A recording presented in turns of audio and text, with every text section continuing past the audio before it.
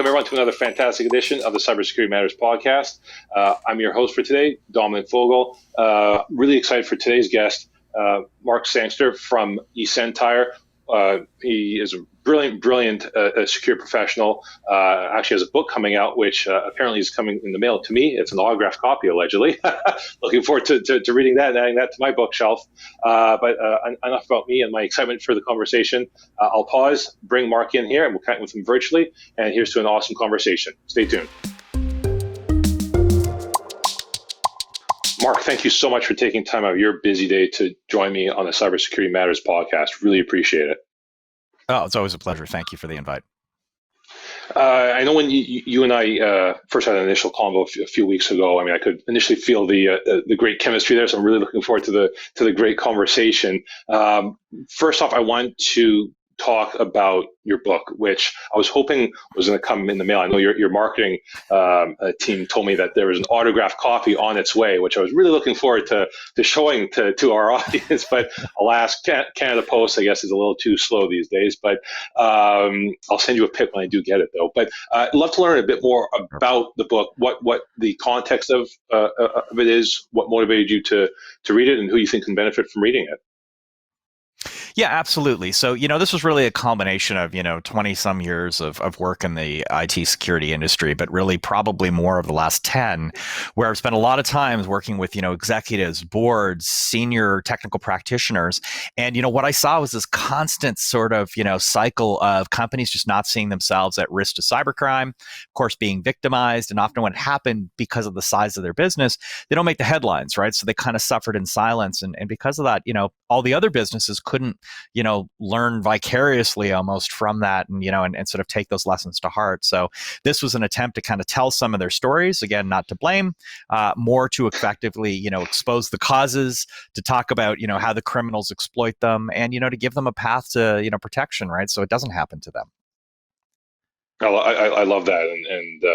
And I'm one of the things I think is so important is just great stories and great narratives from people who have lived it and are sharing not just theoretical things but practical things. And you were telling me that in our last conversation. So I'm really looking forward to reading that book, and like I said, sharing it on LinkedIn once I do get it. Yeah, fantastic. But somewhat switching gears. So I know one of the topics that we were bantering around in our prep convo was around digital transformation and how that's having an impact on areas like the Internet of Things and manufacturing sector.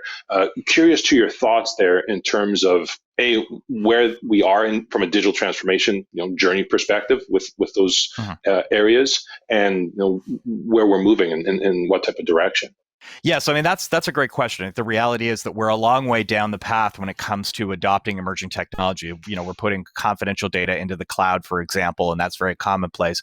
We're using industrial IoT, so not simply smart bulbs and locks, but things that control big, heavy machinery and assembly lines, and patient treatment and telemetry and so on. And at the end of the day, they greatly improve the way that we do business, right? Whether they streamline operations or whether they do a better job of patient care, right?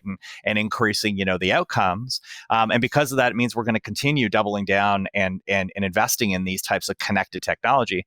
The problem is that it introduces what we call the OT or operational technology world that's used to, manufacturing, healthcare, and so on, to all the sort of the issues and the risks that we have in the IT world that we've known to come and, ironically love, so things like hackers and people stealing data and, intruding in our systems and so on. So that's where, the reality is it means the companies sort of self-inflict a lot of risk in the equation. And, they do it for good reason, right? So now the real issue is how do they protect themselves?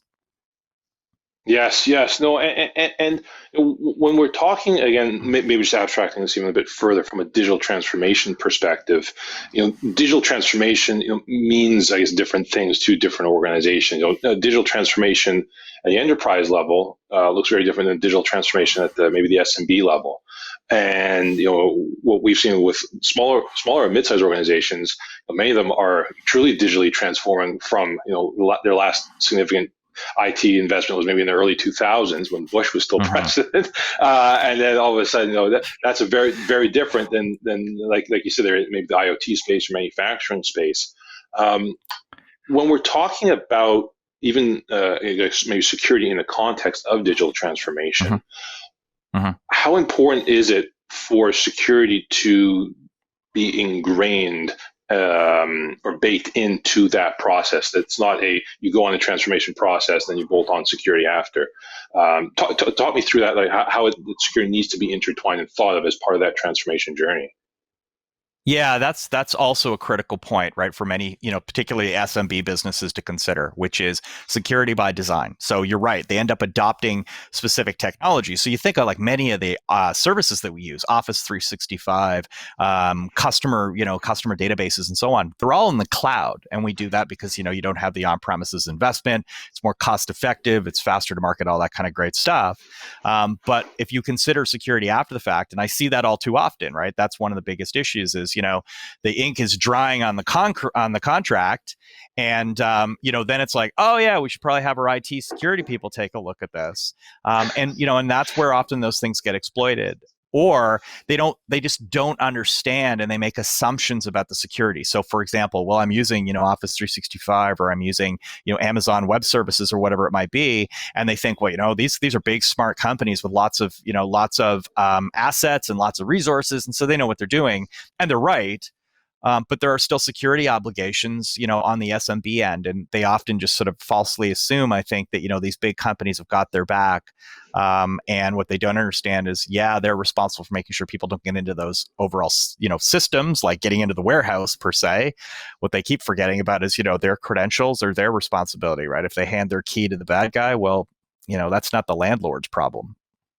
Right. Yeah, exactly. And maybe diving a bit, further into the Internet of Things, IoT, and then some of the security ramifications around that. So I know there's, even with IoT, there's the consumer side, and then there's things which are maybe you mentioned earlier, the IIoT, industrial Internet of Things. So on the consumer side, I know we've seen a huge just mismatch of poor security from that perspective. Maybe just sticking on the consumer side for this part of the question. In your eyes, do you see that improving over time? Are we going to need like greater consumer regulations, or greater consumer advocacy before we see security being not even just a key feature, but something that has to be baked in? Because right now, security just doesn't seem to be top of mind for any consumer Internet of Thing device. Curious to your thoughts on that. Yeah, so I completely agree. Like if we go sort of, south of industrial IoT, where perhaps you have more resources, investment, and so on, when you're talking about consumer grade technology, right? As we saw with, the shift to shelter and work from home with COVID, that suddenly you're putting your trust in consumer grade tech, which, is good, but it's not as hardened as commercial or enterprise tech.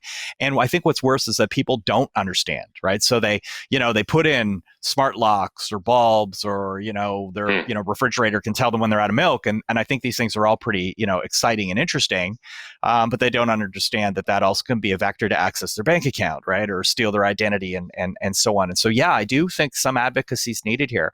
If you think about things like other forms of risk. So, you think of like UL, labels on an electric appliance, it says like, don't stick a metal utensil in the toaster when it's plugged in. We're all used to that stuff. But what we're not used to is, when you give grandma, the smart toaster for Christmas, and now some bad guy on the other side of the world is using it to access your bank account. There was no safety sticker on the side of the toaster for that. So, I do think we need to see some advocacy, some education, and ultimately, like even a multi-tiered approach to this when it comes to different types of IoT and, the risk associated with them. So treat them just like, they're a massive transformer at an electric plant, right on down to, that toaster blender that's sitting on your kitchen counter. Yeah, no, that's interesting. And then on the flip side of that, on the from the industrial side or the organizational side of IoT, Who's generally leading that in terms of maybe implementation? Is that like the technology team, the operations team, especially if it's like operational technology, and then is security brought in at all? I'm curious to what you've seen in on the business side. Yeah, so I think you're exposing probably one of the biggest issues when it comes to the adoption of these types of technologies, which is in the past, a lot of times technology was driven by those expert kind of practitioners, right? It was IT saying, "Hey, we could automate this, right? We could make this more Right. streamlined, whatever it is." Yeah. Now Yeah. it's quite the opposite. Now it's the business side. Now it is the operational side, and it's almost like a self fulfilling prophecy because if you think about like in an industrial commercial setting, the engineers who are responsible for building out those automated systems, their bonuses are predicated on, you've reduced operational costs or you've increased manufacturing throughput. So they're going to do whatever it takes to make that happen. And so IT is often disconnected. And unfortunately, it's, OT does have the sort of the more direct line to the front office and, to profits. So they get the lion's share of attention. IT is the one that understands the risk better and has a better approach when it comes to doing this safely. So really, the two do have to start talking. But right now, it's the operational/business side that's driving. And in terms of why they're not talking, I know a lot of this is historical items as Yeah. well, but in terms of going from what's broken in terms of not communicating to a spot where they're going to start actually collaborating and working together. Yeah. What are certain tactics that organizations can make? I mean, they don't all necessarily have to be in a circle and sing kumbaya, but how do we get them to at least get the best out of each other rather than staying as individual fiefdoms as they still are in many cases? Yeah, that's a good point, right? We're probably a little ways away from them sitting around campfires singing songs, but yeah, I A think few on the years out, I corporate side, think. yeah, we're a few years out. Here I think really it's beholden on the IT teams to work with their execs to explain the risks, right, and to kind of create that risk registry in the minds of the board and the executives so that they understand what this looks like moving forward. So they're not viewed, I think, in sort of you think about security and years gone by, it was like an inconvenience, a pain in the butt, a necessary evil. Take your pick, and we need to sort of move beyond that, right? And I do think the biggest barrier right now is that, as I said, the operational people are tied to the revenue stream, right, or to the cost metrics that they can manage and reduce. IT has to do the same thing, right? So they need to stop talking about ones and zeros, and they need to start talking about dollars and cents, talk about risk equations, and use the same kind of vernacular that the executives do. Because as soon as you start talking their language, it resonates. They start to get it. Versus sort of constantly showing them, look, here's all these, here's what our pen tests tell us, and here's how many ports have been scanned and how many credentials have been harvested and all this kind of stuff that they just look at and go, yeah, okay, that's so what, or it becomes you already have all this budget for these things. We have a firewall and antivirus. Why do we need this new shiny box? So it's convert the conversation, right? Like, yeah, to some degree they have to change here, right? They have to think more like an executive and less like a technical practitioner. Exactly. A question I'd love to ask, and it's somewhat of a detour, but that whole concept again, especially for organizations that have a security team, we constantly hear about this term of alert fatigue, in which security teams are just not able to be efficient or effective with the security technologies that are at their disposal. In your mind, how do we get past this alert-driven state and past alert fatigue? What's next? I mean, I'm sure there's going to have to be a paradigm shift of sorts, because the finding the needle in the haystack type approach right now with many security technologies is broken. There's just too much damn hay. So 100%. How do we get past that? I'm just curious to your thoughts.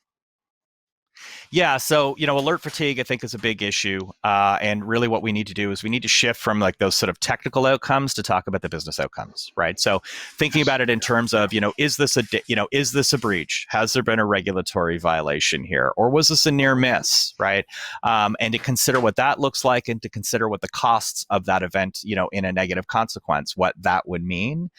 So as I said, yeah, it's like stop talking about the number of port scans and intrusions and all that kind of stuff, because I know you're trying to use it as a big scary metric with a lot of red on the chart, but the reality is it doesn't resonate.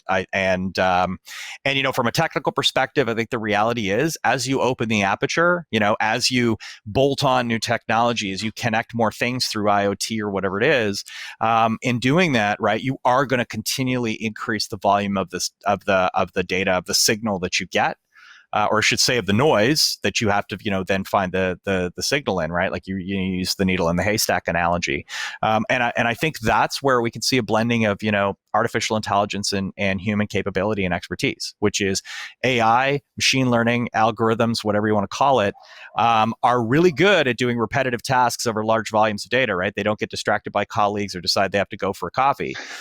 Conversely, humans have intuition and a gut, and they can look and see that if A, B, and C equals bad, when they find A, B, and X, that 2 out of 3 is suspicious, and I'm willing to investigate that, right? And algorithms aren't always as great at doing that. So I think there is a real combination and frankly a real synergy between the two as a way of automation removing a lot of false positives.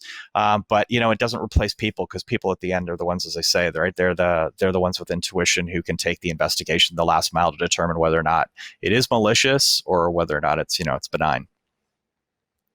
I appreciate that insight. That's absolutely fascinating. Like you said there, that's synergy. It's not machines replacing humans or humans just having disdain for machines. It's about harmonizing and synergy. I love that. Yeah. Just one more quick question. I know we're running low on time here. For our viewers and listeners who aren't familiar with eSentire, eSentire is a Canadian success story, especially in the cybersecurity space. If you could maybe summarize what eSentire does, who they serve, I think that'd be a fantastic, like I said, for our viewers and listeners to be more informed about this Canadian success story.